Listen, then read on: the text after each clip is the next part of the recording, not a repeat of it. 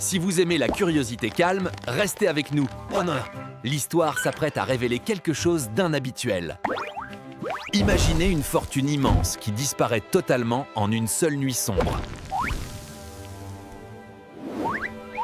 Je vous invite à nous rejoindre pour explorer ce mystère fascinant ensemble. Laissez votre curiosité vous guider et partagez vos pensées dans les commentaires. Tout commence à Paris, à l'aube fatidique du vendredi 13 octobre 1307. Le roi Philippe le Bel ordonne l'arrestation soudaine de tous les Templiers de France. Ces moines soldats possédaient une puissance financière et militaire rivalisant avec les royaumes. Pourtant, lorsque les gardes royaux pénètrent dans le temple, le trésor reste introuvable. Les coffres censés déborder d'or et de joyaux sont étrangement et totalement vides. Des documents de l'époque suggèrent qu'une flotte mystérieuse aurait quitté le port de La Rochelle. Ces navires auraient emporté la richesse de l'ordre vers une destination inconnue. Certains historiens pensant que les Templiers ont fui vers l'Écosse ou le Portugal. D'autres théories évoquent une cachette secrète, enfouie profondément sous le château de Gisors.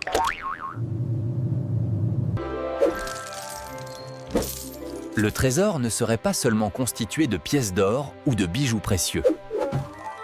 On murmure qu'il protégeait des reliques sacrées comme le Saint Graal ou l'Arche.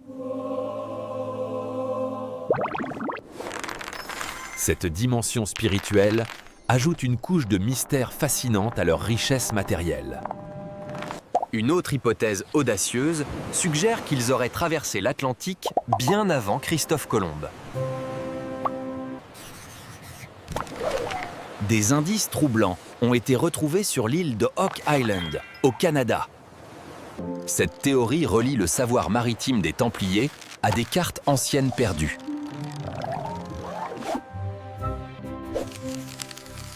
En France, la forêt d'Orient en Champagne conserve aussi de nombreuses légendes locales. On raconte que les étangs de cette région auraient servi à submerger le trésor. Pendant des siècles, des chercheurs passionnés ont tenté de retrouver la moindre trace. L'abbé Saunière, à Rennes-le-Château, aurait peut-être découvert une partie de ce secret ancien. Sa soudaine fortune inexpliquée a relancé les spéculations sur l'or caché des Templiers. Mais malgré les fouilles et les recherches modernes, aucune preuve définitive n'a surgi. La torture subie par les chevaliers n'a jamais permis de révéler l'emplacement exact. Le grand maître Jacques de Molay a emporté ce secret dans sa tombe.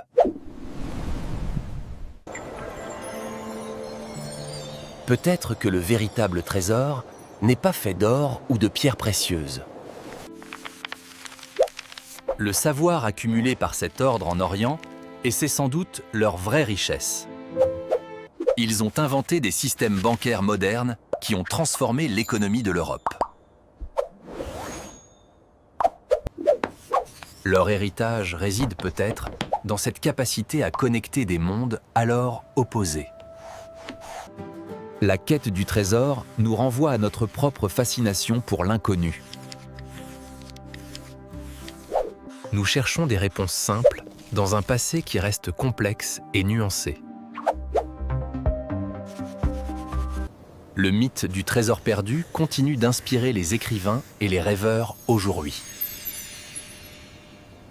Il nous rappelle que l'histoire garde toujours une part d'ombre et de silence. Cette histoire nous prouve que le passé n'est jamais totalement figé ou écrit. Finalement, le mystère est parfois plus précieux que la découverte de la vérité. Je vous remercie d'avoir partagé ce moment d'histoire et de mystère avec moi. Restez curieux, car le monde regorge encore de secrets qui attendent d'être révélés.